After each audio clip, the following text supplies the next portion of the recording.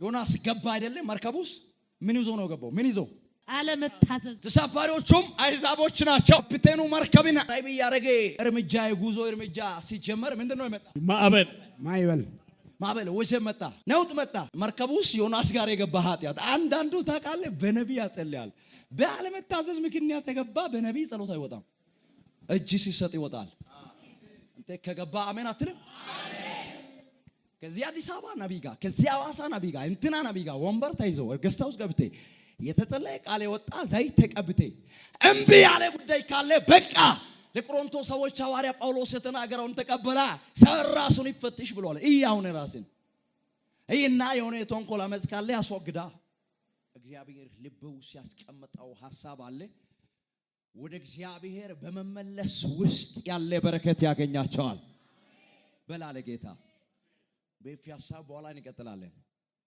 አንድ ሰው ነው ያዝና እንዲህ ብለ ተናገረ ዛሬ ማታ እግዚአብሔር እንዲህ እያለ ነው በል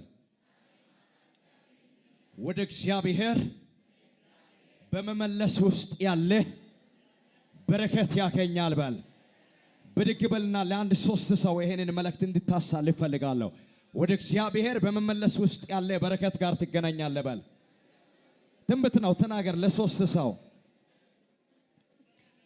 ኢየሱስ ጌታ ነው ለሶስት ሰው አይቻቸዋለሁ ለምንድን ነው ማትናገረው አንተ ተናገረው ወደ እግዚአብሔር በመመለስ ውስጥ ያለ በረከት ያገኛል በል ክብር ለጌታ ይሁን አረፍ በሉ ወዴት በመመለስ ውስጥ ምን አለ በረከት አለ ይሄ በረከት ያገኛል ዱብ ብሎ የሚወርድ በረከት ላይኖር ይችላል አይደለም መጽሐፍ ቅዱስ ያዛችሁ ትንቢተ ዮናስ ምዕራፍ 1 ላይ ያለውን ቃል አውጥተና እናነባለን ሁለት አካላቶች አሉ ጥፋት ከሰሩ በኋላ በኃጢአት ከወደቁ በኋላ የእግዚአብሔርን ሐሳብ ከተላለፉ በኋላ ወደ እግዚአብሔር እንደገና የተመለሱ ሁለት አካላቶች አሉ ወደ ጌታ ከተመለሱ በኋላ ደግሞ እነሱን ያገኘ በረከት አለ አሁን ምንና ወራቸው እኔ ማወራቸው ሰዎች በህይወት ላይኖሩ ይችላሉ የተጻፈው ለኔና ላንተ ለኔና ላንቺ ነው ታሪክ አይደለም ይሄ እግዚአብሔር ቃል እግዚአብሔር እስተንፋስ አለ የእግዚአብሔር ኃይል አለ ሃሌሉያ ማን ነው የሚያነበው ይሄንን ቃል በጌታ በኢየሱስ ስም አነባለሁ የእግዚአብሔርም ቃል ወደ አማቴ ልጅ ወደ ዮናስ እንዲህ ሲል መጣ ተነስተ ወደዚያች ወደ ታላቂቱ ከተማ ወደ ነነዌ ሂድ ክፋታቸውም ወደ ፊቴ ወጥቷልና በእርሷ ላይ ስበክ ዮናስ ግን ከእግዚአብሔር ፊት ወደ ተርሴስ ኮበለለ ወደ ተርሴስ ይኮበልል ዘንድ ተነሳ ጌታ ይባርክ አባይ ቴንክ ዩ ትንቢተ ዮናስ ላይ 4 ምዕራፎች አሉ ይህ ሐሳብ በዚህ ብቻ አይደለም የሚቆመውና አንብባችሁ ሙሉ ውሰዱ በዚህ ቦታ ላይ አንድ ታላቅ እግዚአብሔር ሰው ይገኛል የአባቱ ስም አማቴ ይባላል ስሙ ዮናስ ተብሎ ነው የሚጠራው በቤተ ክርስቲያኒቷ ላይ የተሰጠ ሹመት እግዚአብሔር አምላክ የሰጠው ሹመት የነብይነት ነው ነብይ ነው ይሄ ሰው የእግዚአብሔር አፍ ነው ከእግዚአብሔር ሰምቶ ምድር ላይ ላሉ ስጋ ለባሾች የእግዚአብሔርን ሐሳብ የሚያደርስ የተቀባ ለእግዚአብሔር ምስጥረኛ የሆነ ሰው ነው ማ ዮናስ ይሄ ነብይ በነብይ ኤልያስ ዘመን በነብይ ኤልሳ ዘመን ተቀብቶ የተነሳ ታላቅ የእግዚአብሔር ሰው ነው እግዚአብሔር የአንድ ሀገርን መልእክት የአንድ ሀገርን ሸክም አሸክሞ ለሕዝብ እንዲያደርስ የራሱን ሐሳብ እግዚአብሔር የሚያካፍለው ራሱን ምስጢር የሚያካራ ታላቅ እግዚአብሔር ሰው ነው አዛታይም ነነዌ ላይ 120,000 የሚቆጠሩ ሰዎች ይገኛሉ 120,000 አባወራ ይገኛል እና በዛ ሰዓት ላይ እግዚአብሔር አምላክ የነነዌ ሰዎችን ክፋት የነነዌ ሰዎችን ተንኮል የነነዌ ከተማ ሰዎችን እርኩሰት የነነዌ ከተማ ሰዎችን አመጽ የጣዖት አምልኮ በሰማይ ሆኖ እግዚአብሔር ተመለከተ። ነነዌ ከተማ ውስጥ ያሉ ሰዎች ከልጅ እስከ አዋቂ ድረስ መልካም ሥራ ሲሰሩ አላገኘም። ቅድስና በተሞላ መንገድ ላይ ሲራመዱ አላገኘም። እግዚአብሔር በሰማይ ሆኖ ሲመለከት ከተማይቷ ላይ ከፍተኛ ርኩሰት ነው የተገኘው። ክፋታቸው በፊቴ ላይ ወጥቶ ታይቷልና ሄድና በእርሷ ላይ ስበክ አለ። ያዛውና የኔ አባት አንድ ሰውን ጠይቅ። ሁሉ ጊዜ በል እስቲ አንዴ ጠይቀው። ሁሉ ጊዜ በል ምን አይነት ሥራ እየሰራክ ነው እግዚአብሔር የሚያይ በል እስቲ። ሌላ ሰውን ጠይቀው እስቲ ምን አይነት ሥራ እየሰራክ ነው በእግዚአብሔር ፊት ሁሉ የምትታየው በል እስቲ አንዴ። ልጅ እስከ አዋቂ ድረስ ታናሽ እስከ ታላቅ ድረስ ነነዌ ከተማ ውስጥ ያሉ ሰዎች ተንኮል ሲሰሩ፣ ክፋትን ሲሰሩ፣ አመጽን ሲሰሩ፣ ደምን ሲያፈሱ፣ ለጣዖት አምልኮ መስዋዕትን ሲያደርጉ ነው እግዚአብሔር የሚያየው። እግዚአብሔር ቅር አለው። በጣም ተቆጣ፣ በጣም ተናደደ። እግዚአብሔር ጣቶቻችሁን ወደ ሰማይ ዘርጉ። በኦሮሚያ ክልል ላይ በሻሸመኔ ከተማ ላይ አንድ ቤት ያለ ሰው ሁሉ ጮሆ እግዚአብሔር ያያል ይባል። ጆሮ ያለ ይስማ። 7 ጊዜ እግዚአብሔር ያያል በሉት። እግዚአብሔር ያያል፣ እግዚአብሔር ያያል፣ እግዚአብሔር ያያል፣ እግዚአብሔር ያያል፣ እግዚአብሔር ያያል።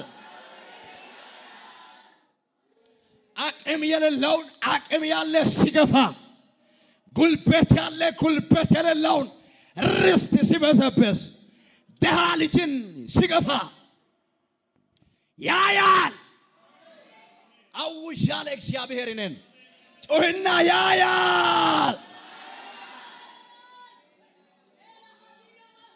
ትልቅ ቦታ ላይ የተቀመጠ ዶክመንት ይዞ ደሃ ልጅ ሲመጣ ወደ ዳር ገፍቶ አጎቱን ዘመዱን በጉቦ በገንዘብ ፍርድን ሲያጣምም እግዚአብሔር ያያል። እግዚአብሔር ያያል። ጮህና እግዚአብሔር ያያል። እግዚአብሔር ያያል። አየ እግዚአብሔር ነነዌን ተመለከተ። የሰዎቹን ክፋት አየ። እዛ ከተማ ውስጥ ከሚያስጠሉ ነገሮች መካከል አንዱ ምንድነው? ስልጣንን ለማግኘት ሰውን ደም ያፈሳሉ፣ ሹት ያደርጋሉ፣ ይገላሉ። ደም ወደ ሰማይ ይጮሃል። የእግዚአብሔር ዓይን ይመለከታል። ሌላው ምንድነው? የነነዌ ከተማ ክፋት፣ ተንኮል፣ አመጽ፣ ብዙ ጣዖት አምልኮአለ። ብዙ ጣዖት አምልኮ ነው ያመልካሉ። እነ አስታሮት፣ እነ አሼር፣ እነ ሞሎክ፣ እነ ባኦል እነሱ ከሚያመልኩት ጣዖታቶች መካከል ነነዌ ከተማ ውስጥ ምንድነው እግዚአብሔር ቃል ሲሰበክ የሚትወጣው? አንተን ነው እግዚአብሔር የሚያየው። ከፈርጉ ጣቶቻችሁን እግዚአብሔር ያያል በሉት። እግዚአብሔር ከጣዖታቶች መካከል አንዱን በጣም ነው እግዚአብሔር የሚያየው። ጣዖታቶች መካከል ለአንዱ መስዋዕት የሚያደርጉት የሰው ደም ነው። የሰው ደም፣ የሕፃናት ደም። ነነዌ ላይ በአሁኑ ሰዓት ኢራን ናት። ኢራቅ የት ነው ጦርነት አሁን ያለው? ኢራቅ ሀገር ናት በአሁኑ ሰዓት። የቀድሞ ነነዌ ከመባሏ በፊት አሦራውያን ተብሎ ቆይቷል። ከፍተኛ ጨካኝ ንጉሥ ነበረ። ይገላል፣ ደም ያፈሳል፣ አጥንት ይሰብራል፣ ጣዖት አምልኮን ያመልካል። ሞሎክ ነው አይደለ? ሞሎክ ተብሎ ለሚጠራ አምላክ ለዛ ጣዖት በነነዌ ከተማ ውስጥ ላለው መስዋዕት የእንስሳት ደም አይደለም፣ የሰው ደም ነው፣ የሰው ስጋ ነው። የሕፃናት ደም ይጮሃል። የሕፃናት ሥጋ ይጮሃል። እግዚአብሔር ተመለከተ። ነነዌን ተመለከተ። ስራቸውን ተመለከተ። አመጻቸውን ተመለከተ። ክፋታቸውን ተመለከተ። ተንኮላቸውን ተመለከተና ለማጥፋት ወሰነ እግዚአብሔር። ስንት አለ መሰለ እግዚአብሔር ለማጥፋት ጊዜ እየጠበቀ ያለ ተንኮልን አርግዞ ክፋትን የሚወልቶ ኔፊ አይነቶች የተቀቡ ሲሰመሩ ተመስገን ተመስገን ስሉ የሚጨፍሩ የሚደንሱ ውስጣቸው ላይ ያለውን ተንኮል ያልገረሱ ብዙዎች አሉ። አይዶኖ እግዚአብሔር አይቻለው ያለ ነው። ያ ሰው አንድ ሰው እግዚአብሔር ያያል በል። እኔ እኮ ጌታ መንፈስ ይነግራል። ስም ቢጠራ ስም ነው፣ ህይወት የለም። ቀጥሎ ያለው ሜሴጅ ላይ ነው። ያው እየዘነበ ነው። ውሰድ። ዛሬ ማታ እግዚአብሔር እየተናገረ ያለ ምንድነው? አይቻለው አንቺን እያለ ነው። አይቻለው አንተን እያለ ነው። ያያል በሉት አንዴ።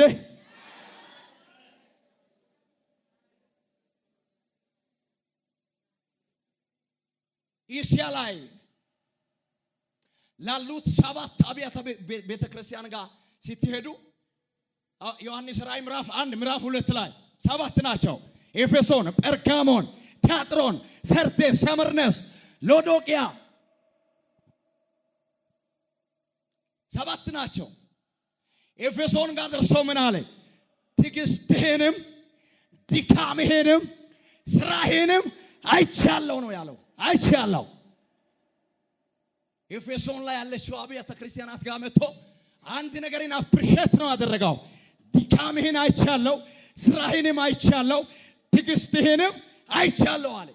ነገር ግን የሚነቀፍብህ ነገር አለ። የድሮ ፍቅርን ትተሃል፣ ከየት እንደወደቅ ራስን እያለ ኤፌሶን የጣለችው ያኔ ጌታን ባወቀችበት ታይም ላይ ኢየሱስን ባወቀችበት ታይም ላይ ያለውን ፍሬሽ ፍቅር ከጌታ ጋር ያለውን ሪሌሽን ህብረቱን እሱን ነው የጣለችው። አይቻለው አለ። በቃ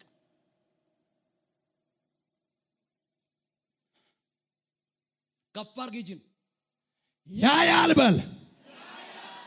በቃ ያያል ነው ዛሬ ማታ ስትገሙና ያያል። ኤፌሶን ቤተክርስቲያን ውስጥ ያሉ አገልጋዮች በልምድ ነው የሚያገለግሉት። በልምድ ይገባሉ፣ ወርሺፕ ያደርጋሉ፣ ይወጣሉ። ይገባል፣ ይሰብካል፣ ይወጣል። አሜን ይላል፣ ይወጣል። ልምድ ነው። ሐዋርያ ጳውሎስ የተናገረው ያምልኮ መልክ አላቸው፣ ኃይሉን ግን ክደዋል። እነዚህ የኤፌሶን ሰዎች ናቸው። ትዕግስትህንም አውቄአለሁ፣ አይቻለሁ፣ ድካምህንም አይቻለሁ፣ ሌላውስ ስራህንም አይቻለሁ። ኤፌሶን አብያተ ክርስቲያናት ውስጥ ያለው አለ። ምንድነው? በዛ ሰዓት ላይ 81 ዓመት ምህረት ላይ የተመረጠ ዶሚቲያን ተብሎ የሚጠራ የሮም ንጉስ ነበረ። ይሄ ንጉስ በተነሳበት ታይም ላይ በጌታ የሆኑ ሰዎችን ያስገድላል፣ ንብረታቸውን ያቃጥላል፣ ሌሎቹን ደግሞ የእስር ቤት ይከታል። ሐዋርያ ዮሐንስንም ወስዶ ፈጥሞ ደሴት ላይ አሰረ። ኢየሱስ ጌታ ነው ማለት አይቻልም። በዛ ሰዓት ላይ ያድናል ማለት አይቻልም። ንጉስ ነው ማለት አይቻልም። ካህን ነው ማለት አይቻልም። ሰውየው ወንበር ላይ እንደተቀመጠ እኔ የአምላክ ንጉስ ነኝ፣ አምልኮ የሚገባው ለኔ፣ ስግደት የሚገባው ለኔ፣ ከኔ ውጭ በኔ አገዛዝ ስር ሌላ ጌታ የለም፣ ሌላ ንጉስ የለም፣ ሌላ አምላክ የለም። ጌታ ነው ኢየሱስ ያለ ሁሉ ይግባ እስር ቤት አለ። ይሄን አዋጅ አናውንስ ባደረገበት ታይም ላይ ሐዋርያ ዮሐንስ ኢየሱስ ንጉስ ነው ይላል፣ ኢየሱስ ጌታ ነው ይላል፣ ኢየሱስ ያድናል ይላል። በዛ ተጽዕኖ ማል የሚያስር መንግስት፣ የሚያሰቃይ መንግስት በነበረበት ታይም ላይ ኤፌሶን ግን አልካደችም። ያው አምልኮ መልክ ብኖርም ቸርች ትገባለች፣ ትወጣለች፣ ይሰብካሉ፣ ቤት ይሄዳሉ፣ ይዘምራሉ፣ ቤት ይሄዳሉ። አልካዱ። ብዙዎች እጅ ሰጥቶ በካዱበት ታይም ላይ ኤፌሶን ጀግና ናት። አይቻለሁ አለ እሱ። ትዕግስትህንም አይቻለሁ። ለዶሚቲያን አዋጅ እጅ አልሰጠክም ኤፌሶን። ድካምህን አይቻለሁ፣ ትዕግስትህንም አይቻለሁ፣ ስራህንም አይቻለሁ። ግን ያችን የጣልሾን ፍቅር አይሺ ነው ያለው። ያ ሰው አንድ ሰው ምንድነው ከእጄ የወደቀው በል እስቲ አንድ ጠይቀው። ሻሽማኔ ጠይቀው በዳም ምንድነው ከእጄ አመልጦ የወደቀ በል። ከጌታ ጋር ያለ ህብረት ነው ወይ? ፍቅር ነው ወይ? ጠይቀው። ቅድስና ነው ወይ? አንሳ በላው። የሚያይ አምላክ ዛሬ ከእጄ የወደቀውን ቅድስና አንሳ፣ ጸሎትን አንሳ፣ አምልኮን አንሳ፣ ፍቅርን አንሳ፣ ክፋትን አስወገድ፣ ቅናትን አስወገድ። አቤት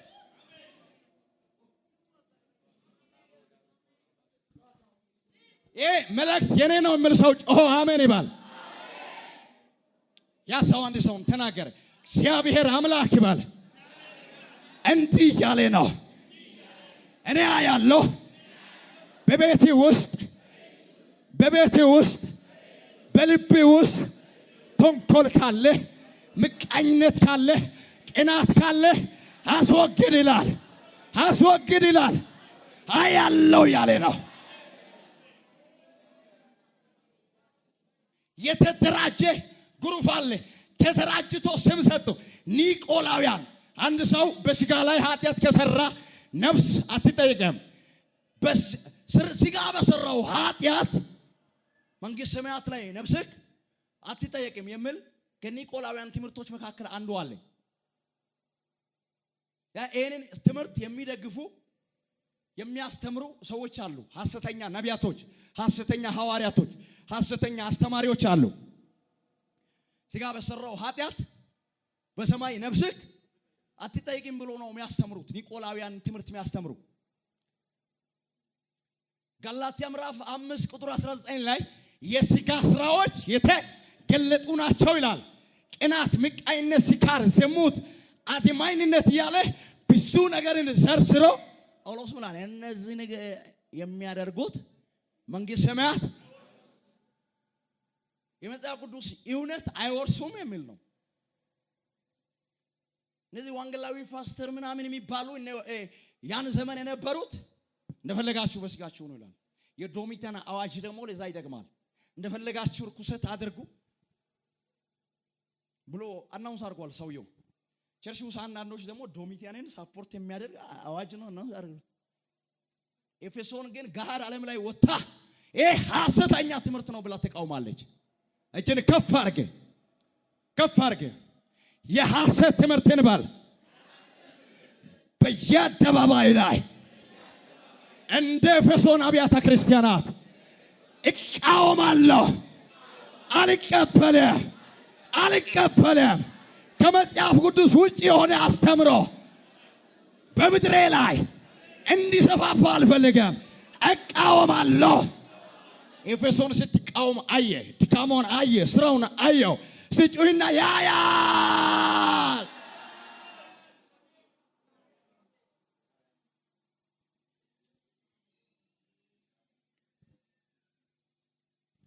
ወደ ዮናስ ጋር ልምጣና ጨርሳለሁ። ምሽት ስለሆነ በእርሷ ላይ ስበክ አለ። ተንኮላቸውን አየ፣ ክፋታቸውን አየ፣ አመጻቸውን አየ። ከራእይ እያስወጣ አይደለም። ሎዶቅያን አየ። እግዚአብሔር ካየ በኋላ ሰዎች እኛ ባለጠጎች ነን ይላሉ፣ ሀብታም ነን ይላሉ፣ ብር አለ ይላሉ፣ ገንዘብ አለ ይላሉ። ከፍተኛ የቢዝነስ ከተማ ናት ሎዶቅያ። ቸርች ይገባሉ፣ ይወጣሉ። በራድም ወይ ትኩስም አይደለችም። ካፌ ሊተፋ ነው። ተመለሽ ነው ያለው።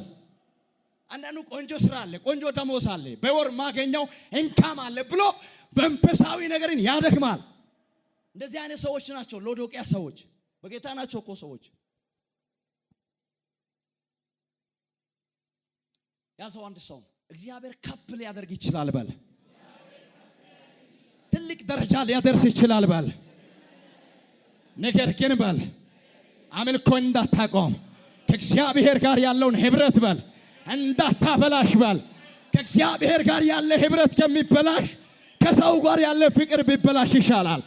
ከእግዚአብሔር ጋር ከምትጣላ ከራሲ ጋር ብትጣላ ይሻላል። እግዚአብሔር ፈጣሪያችን ነው። አቤት አቤት አቤት። ይረግማለሁ አንድ መንፈስን ቀኝ እጅን አምጣ። የሚፈራ ሰው ካለ ጥሩ መንፈሳዊ አይደለም። ለመርገም አልተጠራውም፣ ግን የሚረግመው መንፈስ አለ። ከፍ አድርገን ካንተና ከኢየሱስ መሃል ካንቺና ከእግዚአብሔር መሃል ያለውን ፍቅር ሊያበላሽ ህብረታችሁን ሊያበላሽ ጣልቃ የገባ እጅ ካለ ተሰብሮ ይውጣ።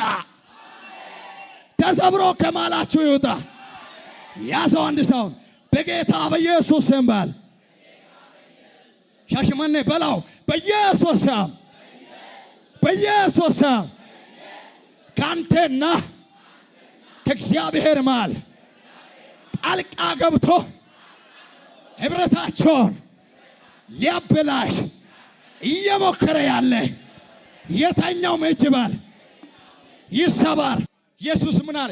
ሰው ዓለሙን ቢያተርፍ ነፍሱን ግን ምን ይጠቅመዋል አለ። ምን ያደርጋል? ልብስ፣ ጫማ ምን ያደርጋል? መኪና ምን ያደርጋል? ፕሌን ምን ያደርጋል? የሰማይ ጎሎ የምድር ሎዶቅያ ባለጠጋ ነኝ፣ ሀብታም ነኝ፣ ቢዝነስ ማን ነኝ፣ የጎደለ የለም ትላለች። እግዚአብሔር ግን ምን አለ? ጎስቋላ ነሽ፣ ድሃ ነሽ፣ የመጨረሻ ነሽ፣ እኔ ጋር አላቅም አለ።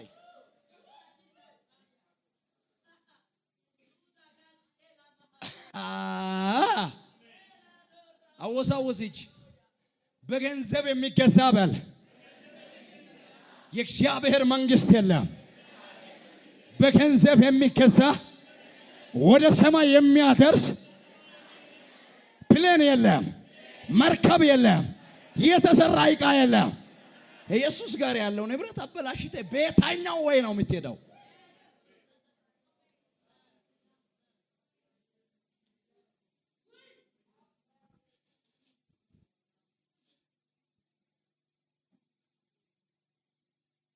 አንዳንዱ 20 ዓመት ተንኮል አርግዞ ክፋትን እየዘራ አመጽን እየዘራ ከሱ የሚበልጥ አካል ቸርችም ይሁን መስሪያ ቤትም ይሁን ሲነሳ እየመታ ሞገስ ከጨመረ ስም እያጠፋ እያበላሸ አመጽ ጋር ተያይዞ መጥቷል።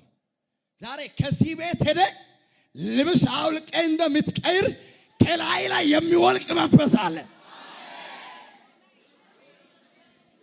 እንደሚወልቅ ልብስ ሳታቅ ከህይወት ላይ ሸሽቶ የሚሄድ ማንነት አለ። ሰው በራሲ ልብ ላይ ጫንና አባቴ ሆይ ባል እኔ ሳላቅ በውስጤ ላይ ቆይቶ አንተን እያሳዘነ የቆየ ማንነት ካለ እባክህ ዛሬ አስወግደኝ ባል። ወንድምን እየገፋክ ቆይተሃል። እንዳድግ ቻሌንጅ እያደረግህ ቆይተሃል። የወንድምህን መንገድ እየዘጋ ቆይተሃል።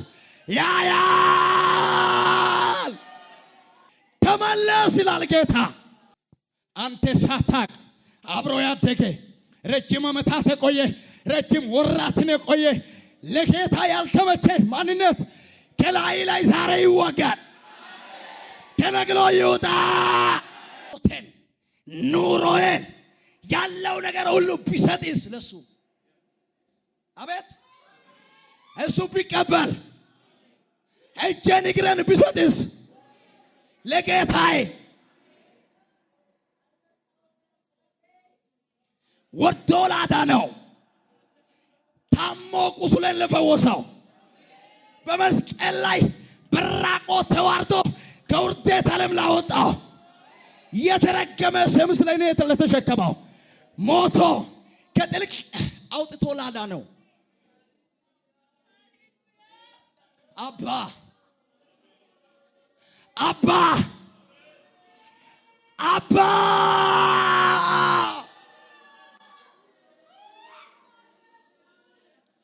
በቃ ጌታ አይቻለሁ ብሏል። ለማን እንደሆነ አላውቅም። አይቻለሁ፣ አካሄድን አይቻለሁ፣ ስራይን አይቻለሁ፣ አረማመድን አይቻለሁ፣ ልብህን አይቻለሁ። ወደ እኔ ተመለስ፣ እኔ ምሕረት አደርጋለሁ። ወደ እኔ ተመለስ፣ እኔ ይቅርታ አደርጋለሁ። ወደ እኔ ተመለስ፣ እኔ ወደ አንተ እመለሳለሁ። ኤፌሶንን እኮ ገላለሁ አላለም። ወደ እኔ ተመለስ። ሎዶቅያንም አቃጥላለሁ አላለም። ወደ እኔ ተመለስ አይቻለሁ ነው ያለው። ነው ይሄ ከተማ ውስጥ ያሉ ሰዎችን ገለብጣለሁ አለ፣ አጠፋለሁ አለ። እሱ ቸር ስለሆነ እንዲመለሱ ነው። እየዘለቅ ታመልካለህ። ይቀበላል ወይ ስታመልክ? ልብ ላይ ያለው ተንኮል ሳይወጣ የምታቀርበውን መስዋዕት ይቀበላል ወይ? ያዘው አንድ ሰው ነው። እግዚአብሔር ባል የሚፈልገው ካንተ ገንዘብ ሳይሆን ራስን ይፈልጋል፣ ማንነትን ይፈልጋል፣ ራስን እንዲሰጥ ይፈልጋል። በልስታንዴ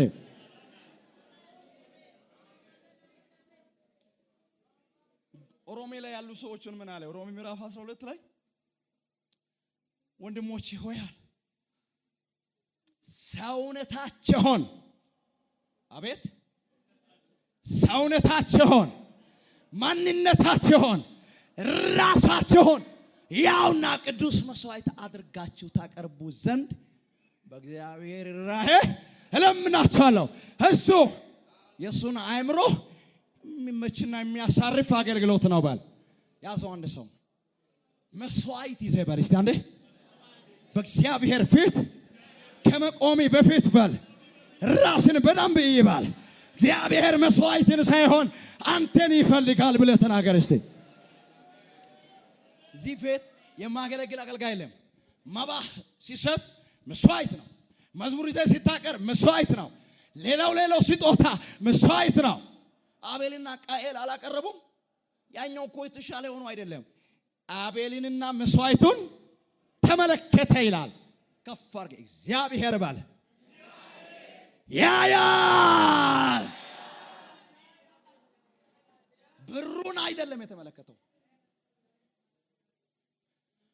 ወርሺፑን አይደለም የተመለከተው። ማንን? ያ አቤልንና መስዋዕቱን ምን ያደረገ ተመለከተ። ነካርግና ለእግዚአብሔር ስታደርግ ባለ እግዚአብሔር ያያል ባለ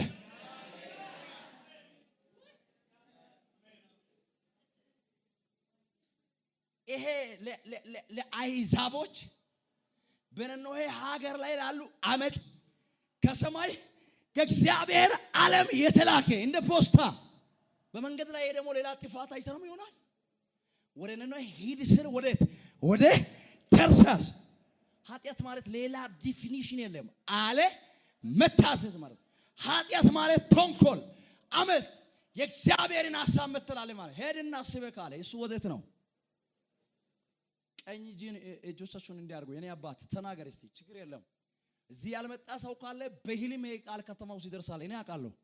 ፕሮፌት መተኮ በህልም እንዲህ ብለህ ነበር ይላሉ። ጮኻችሁ እስቲ ከኔ ጋር አለመታዘዝ በሉት፣ ኃጢአት ነው በሉት። ቴንክ ዩ። ከዛስ ዮናስ ወሰነ ወደ ለሜድ ወደ ተርሰስ ኢዮጴም ወረደና ዋጋ ከፍሎ ይላል። ዋጋ ከፍሎ የሚለው ወርድ ዝም ብሎ አይደለም መጽሐፍ ቅዱስ ላይ ተጻፈው። ዋጋ ከፍሎ ወደ ተርሰስ የሚታልፍ መርከብ ላይ ገባ ይላል። ኃጢአትን የሰራ አካል ነው መጀመሪያ ዋጋ መክፈል የጀመረው።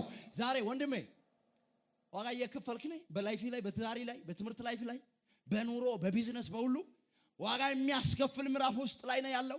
አምናም ካቻምናም ተመሳሳይ ኑሮ ነው ያለው። ቸርቾች ላይ ጥቅሶች ይዘጋጃል። የመውረስ ዓመት ይላል። ዘይት ይቀበል አገልጋይ ተቀብሎ ይሄዳል። የምን መውረስ ነው? በጭንቅ የተደመረ በመከራ የተባዛ ዓመት ነው የሚሆነው። በየዓመቱ ተመሳሳይ ነው ያንተ ኑሮ። ዋጋ እየከፈልክ ነህ። ሰይጣንን ብቻ እየመታ ከሆነ ዛሬ የሆነ ወይ አሳያለሁ፣ የሆነ መንገድ አሳያለሁ። ዮናስ ዋጋ የከፈለው ባለመታዘዝ ምክንያት ነው። ዛሬ ማታ ሁለት ነገር ነው የሚሆነው በህይወት ላይ ከፍተኛ ዋጋ እየከፈልክ ያለ አካል ካለ ራስን ታየዋለህ። ዋጋ የሚያስከፍል ምዕራፍ በራሲ እጅ የመጣ ከሆነ ንስሐ ገብተህ ራስን ታውጣለህ። ሰይጣን ያመጣ ከሆነ እኔና እግዚአብሔር ሰው እንጸልያለን፣ እየጮህ እየተንጫጫ ይሄዳል። ግድ የለም። ያን ሰውና አንድ ሰውን እንዲህ ብለህ ተናገር። ዛሬ ማታ እንዲህ ይሆናል በል።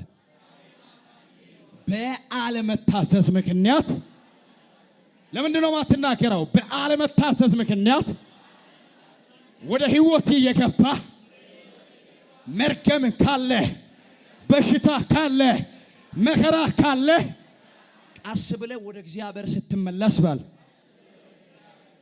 ወደ ጌታ ስትመለስ የእውነተኛ ንስሐ ስትገባ መከራ ይመታል፣ መርገም ይመታል፣ በሽታ ይጠፋል፣ ታላቅ ሰላም ይሆናል፣ ረፍት ይሆናል። ዋጋ ከፍሎ ምን ሆነ? ገባ። ምን ውስጥ? መርከብ ውስጥ። ጩና ሰማይ ይስማ፣ ምድር ትስማ፣ ጆሮ ያለ ሁሉ ይስማ።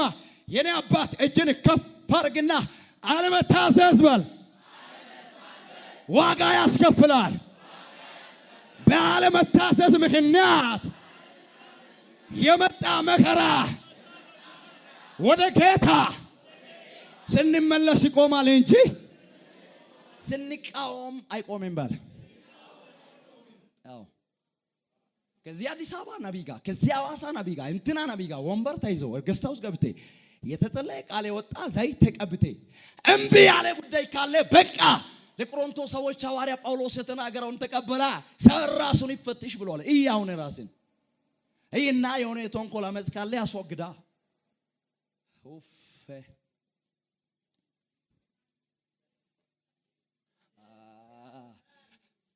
ጂሰስ አንድ ሰውን ጀርባ እንዲያርግ ቀስ አድርገ ግድ የለም ትላልቅ ሰዎች እንደሆናችሁ ያውቃለሁ። እግዚአብሔር እኮ ትልቁንም ልጄ ይላል፣ የአንድ ዓመት ልጅንም ልጄ ይላል። አባቴ ቤት ነው። እስቲ ድገመው። ነካ ነካ አርግና ራስን እያየክ ስማ በል። ይሄ ልጅ እያወራው ያለው በል እስቲ አንዴ ታሪክ አይደለም በለው። በአለመታዘዝ ምክንያት የገባ መርገም ካለ ዛሬ ማታ አንተ ነህ የምታስወጣው በል።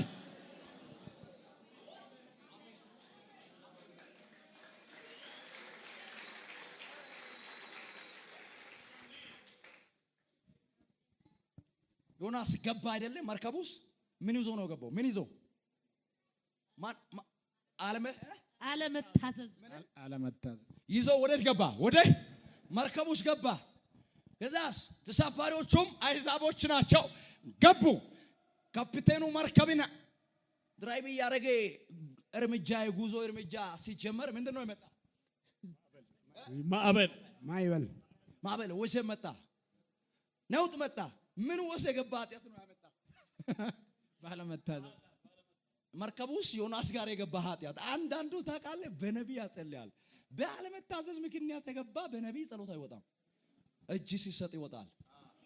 አንተ ከገባ አሜን አትልም?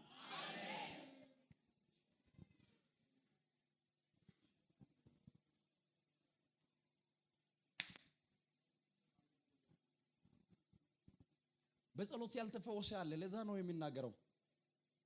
ሰዎች ማዕበል ተነሳ፣ ወጀብ ተነሳ፣ ለመጣ መከራና ለመጣ ችግር መፍትሄ ብሎ መጀመሪያ እርምጃ የወሰዱት ምንድነው? ጸሎት አይደለም መጋቢ፣ ጸሎት ነው። ሁሉ ሰው ወደ አምላኩ አላም ይሁን ካሞሽም ይሁን አስታሮትም ይሁን ባኦልም ይሁን የጨረቃ ፀሐይ የእባብ አምላክም ይሁን የኛ እግዚአብሔርም ይሁን ጸሎት ነው የጀመሩት። እያለቀነን ድረስልኝ የወጀቡ ጌታ ሆይ፣ የባህሩ ጌታ ሆይ፣ ይህንን ውሃ የፈጠርክ ፈጣሪ ሆይ ድረስልኝ ጸጥ አድርግ ብሎ የወሰዱት ምንድን ነው? ጸሎት። ይሰማል እንዴ? ጸጥ ጸጥ። እባክህ አንድ ሰው እኔ ደስ የምለኝ ሰው ይዞ ላይ አንድ ሰው ሲናገር ያዘው። አንድ ሰው ነው በጸሎት እምቢ ያለ ጉዳይ ካለ በል እስቲ አንዴ ወደ ጌታ ስትመለስ ይስተካከላል። ወደ እግዚአብሔር በመመለስ ውስጥ ያለ በረከት ዛሬ ማታ አንድ ወንድ ምን ያገኛል? በጸሎት እምቢ አለ። ከዛስ ሁለተኛ አሳጥራለሁ። ሁለተኛ ሰዎች የአእምሮ ስራ ነው የሰሩት። የአእምሮ ስራ ካልኩሌት። መቼም በውሃ ላይ ክብደት መቀነስ ሎዱ ሃይ የሆነ ነገር በውሃ ላይ ትንሽ ቻሌንጅ ያመጣል፣ ሊሰምጥ ይችላል። እና መርከቡን እንደ ፔስታል እናርገው አሉ። የፔስታል ክብደት አይነት ያው እንድታያችሁ ብዬ ነው። ፔስታል ውሃ ላይ ካስቀመጥሽ ላይ ነው የሚሄደው፣ ክብደት የለም። በቃ ይሄንን ዕቃ ሁሉ እናራግፍ አሉ። እቃ ሳይሆን ዶላር፣ ዩሮ፣ ፓውንድ ነው የተገዛ። በጣም ብዙ ቢሊዮንስ ብር ነው እዛ ውስጥ ያለ። ገንዘባቸውን አውጥቶ በገንዘብ ነው የሄዱት። አቤት አራገፉ ሰዎች። ይሰማል እንዴ? መርከቡ ሲገባ ኃጢአት እስከሚወጣ ድረስ ጸሎት አይደርስም። በገንዘብ ሄዷሉ እያራገፉ። አይ ነካርግና አንድ ሰው በገንዘብ ሞክረ እምቢ ያለ ጉዳይ ካለ በልስ አንዴ ንገረው። በገንዘብ ሞክረ እምቢ ያለ ጉዳይ ካለ በል ዛሬ ማታ ወደ ጌታ ከተመለስክ እውነተኛ ንስሐ ከገባክ መጥቶ እጅ ይሰጣል ብለህ ተናገረው።